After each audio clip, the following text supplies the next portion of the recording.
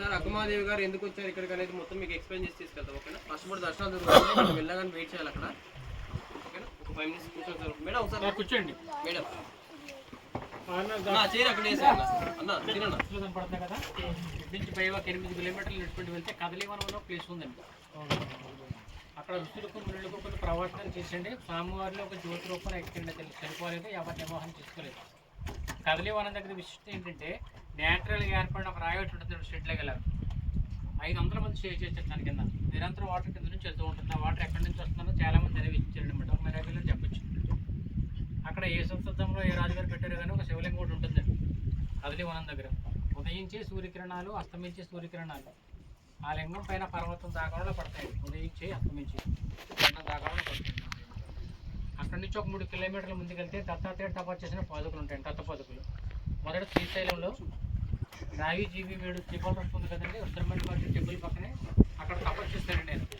భక్తులకు ఇబ్బంది కలుగుతుందన్న ఉద్దేశంతో ఆ ప్రదేశంలోకి వెళ్ళి కొంతకాలం తపస్సు చేసి తన పాదుకలు గుర్తుగా విడిచిపెట్టండి.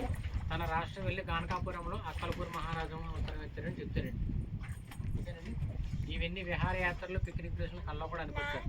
ఇవన్నీ తప్పస్థలాలు. ఎందుకంటే ఎంతోమంది ఋషులు మునులు సంచరించిన ప్లేసులు అండి. 250 రూపాయలు పెట్టుకుని టికెట్ వచ్చిన పిక్నిక్ ప్లేస్లో కూడా కల్లా కూడా అనిపిస్తారు. ఓకేనండి. ఆ అమ్మవారి కోసం ఒక 2 విషయాలు చెప్తాను. అక్కమ్మవారి అమ్మవారు కర్ణాటక రాష్ట్రం శివమొగ్గ డిస్టిక్ ఉడితాడని చిన్న పల్లెటూరులో జన్మించారు. తల్లిదండ్రులు నిర్మలాదేవి, సుమతి శక్తి. అమ్మవారు 7వ లింగాయ క్యాస్ట్. కర్ణాటకలో 90% శివుడిని పూజిస్తారు. కర్ణాటకలో శివుడిని చెన్నమల్లికార్జున అని పిలుస్తారు. తన ఆరాధ్యదేవని శివయ్య స్వరూపాన్ని చూసి చేసుకుంటే శివుడిని పెళ్లి చేసుకుని చెప్పి తపస్సు చేస్తారు అక్కమ్మవారి అమ్మవారు. అలా తపస్సు చేస్తుంటే కర్ణాటక రాజు కౌశికుడు జైన మతస్థుడు అమ్మవారి కన్నాన్ని, అమ్మవారి యొక్క గుణాన్ని చూసి వివాహం చేసుకోవాలని చెప్పి మంత్రిగా చేత అక్కమహాదేవి తల్లిదండ్రులు కౌరు పంపిస్తారండి. తల్లిదండ్రులు బాధపడతారనే విషయం తెలియదని తల్లి ఏమో శివుడినే చేసుకున్నానుకుంటారని చెప్పి అక్కమహాదేవికి విషయం ఎప్పుడైతే తెలిసిందో ఒప్పుకొని పక్షంలో తల్లిదండ్రులు జీవితాన్ని చేయమని చెప్తారు రాజుగారు.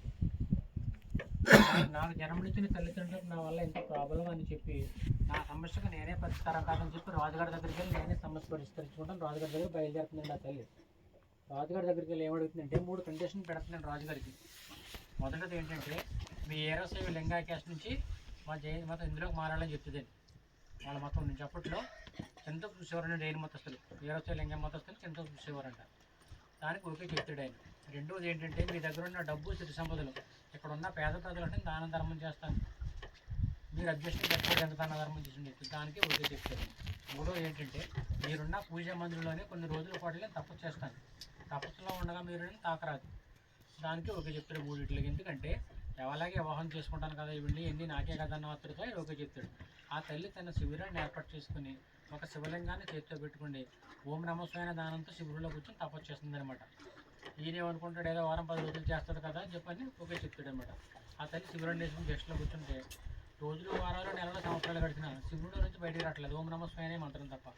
రాజుగారు అంటారనమాట, వారం 10 రోజులు చేస్తారనుకున్నాను నేను, నెవనం అంతా తరిగిపోతుందని ఆతృతతో శిబిరంలో గెస్ట్లో ఉన్నామని ఆలంగనం తీసుకుపోతాడు, కౌలిగించుకుపోతాడు అనమాట. నేను కామగ్రహం ఆపోలేక ఆ తల్లి నిలబడి చెప్తుంది అనమాట, ఇన్నాళ్ళు నీరు లేదు, వాహనం లేదు, నాలో ఉన్న విషయాన్ని గ్రహించాలనుకున్నాను, కేవలం దుష్టమైన శరీరాన్ని చూసి కామోంతో నన్ను ఎదిరించారని చెప్పి ఒంటి మీద ఉన్న వస్త్రాలు తీసి రాజుగారి ముఖాన్ని తిరుగుతున్న లింగోస్గా మారిపోతుంది అనమాట. ఆ టైంలో రాజుగారికి ఎలా కనిపిస్తుందంటే వాళ్ళ జైన మతస్థుడు నిడంబడం గురువుగా దర్శనమిస్తుంది అనమాట రాజుగారికి. రాజుగారికి జ్ఞానోదయం అవుతుంది అనమాట. క్షమించమ్మ, తప్పు అయిపోయింది, నువ్వు అడిగి నేను ఏమీ చేసి పెడతానని చెప్పి రాజుగారు అక్కడే తపస్సు చేసుకోమని చాలా ప్రాధాన్యపడతాడనమాట. ఆ తల్లి ఎప్పుడైతే వస్త్రాలు తీసి రాజుగారి ముఖం నుంచి కొట్టితే తన పొడవుటైన చిరుజాలు ఆటోమేటిక్గా వస్త్రాల కింద ఏర్పడుకుంటుంది. అంత పరమభక్తురాలు ఆ తల్లి. ఆ తల్లి అక్కడ ఉండకుండా కర్ణాటక రాష్ట్రం కళ్యాణి నగరి గురువుగారి దగ్గరికి బయలుదేరుతున్నాడు అరువు మండగానికి ఉద్దేశం తీసుకోవడం కోసం. గురువుగారి సభలో ప్రవేశపెడతారనమాట. పరిపూర్ణమైన ఎవరిలో ఉన్నావు కదమ్మా, ఎంతమంది భక్తులు నిన్ను చూస్తున్నారో నీకు ఇబ్బంది ఏమి అనిపించట్లేదని గురువుగారు అడుగుతాడనమాట ఆ తల్లిని. ఆ తల్లి ఒకటే చెప్పేది అనమాట, నా మనసు, నా దేహం, నా శరీరం మొత్తం అన్ని చెవికి అర్పించేస్తానయ్యా, ఎవరో చూస్తారో చేస్తారంటే చేసేది ఏం లేదని చెప్పి గురువుగారు సమాధానం చెప్తుంది అనమాట. గురువుగారు అలాగే ఎందుకు అడిగారంటే ఇబ్బందికరంగా అక్కడ ఉన్న భక్తులకు ఈ మొక్క భక్తులు తెలియటం కోసమే అలాగ అడిగారనమాట. ఇంకో రకంగా కింకిపరచడం అన్న ఉద్దేశంతో కాదు, భక్తులకు కూడా అనేవద్దు అనమాట. ఆ తల్లి గురువుగారి ఉపదేశం తీసుకుంటే 12వ శతాబ్దంలో కర్ణాటక నుంచి ఒంటి మీద బట్టలు లేవు, కాళ్ళకు చెప్పులు లేవు, ఎటువంటి ఆయుధం లేకుండా కర్ణాటక నుంచి శ్రీశైలం వచ్చి కాలినడక స్వామి అమ్మవారిని దర్శించుకొని వనదేవతను అడుగుతుందంట, నా శివయ్య కోసం తపస్సు చేసుకోవడానికి నరమానవుడని ప్లేస్ ఉంటే నాకు చూపించామని అడిగితే ఈ కేవ్స్ లోపల తీసుకొని చెడుతుండదండి. ఇక్కడ 12 సంవత్సరాల కఠోరమైన తపస్సు చేస్తే ఆమె తపస్సును గుర్తించి సాక్షాత్ భ్రమరాంబ మల్లికార్జున స్వామి ప్రత్యక్షమయ్యి లింగాకరంలో దర్శనం ఇచ్చేదండి. మనమంతా ఆ లింగం దర్శనం కోసం వెళ్తాం అనమాట.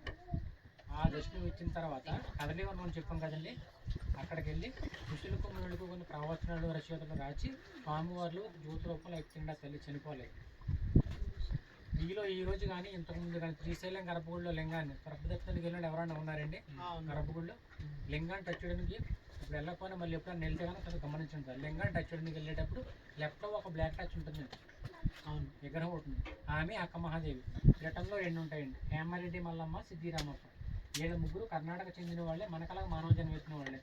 అందులో అక్క మహాదేవి ఒక ఆవిడండి. మనకలాంటి మానవ జన్మ ఎత్తిన వాళ్ళ విగ్రహాలు తీసుకెళ్ళి శ్రీశైలం గర్భగుడిలో స్వామివారి కింద ముందు పెట్టారంటే వాళ్ళు ఎంత భక్తుల్లో ఒకరు ఆలోచించండి. భూ ప్రపంచం మీద ఎక్కడ ఉండవు శ్రీశైలం గర్భగుడిలో తప్ప. కొన్ని వేల కోట్లు డొనేషన్ చేసిన శిలాపథకం మీద రాస్తారు. విగ్రహాలు ఎవరైతే అంత భక్తు పనులండి మీకు చెవి కోసం నడమల కోసం తపస్సు చేసినట్టు. ఓకేనండి. ఈ కేవీస్ ఏర్పాటు 1,00,000 సంవత్సరాలు వచ్చింది. ఆర్చికల్ డిపార్ట్మెంట్ లెక్కల ప్రకారం తిరుపతిలో నేచురల్లో చోటు ఉంది. 120 అడుగులు పొడవు, 30 అడుగులు వెడల్పు, భౌగోళికంగా చెప్పొచ్చు, మీరు వెళ్ళేటప్పుడు చూడవచ్చు అక్కడ. ఓకేనండి. ఆ కేవీస్లో ఉన్న లింగానికి పూజలు ఎవరు చేస్తారంటే కదలివనం వెళ్ళి 3 కిలోమీటర్ల దూరంలో వెంకటేశ్వర స్వామి ఆశ్రమం అని ఉంటుందండి. 3 కిలోమీటర్ల ముందుకు వెళ్తే ప్లేస్లో ఉదయం సాయంత్రం సాధువులు వచ్చి ఆ లింగం దగ్గర శుభ్రం చేసి పూజలు అవి చేస్తారండి.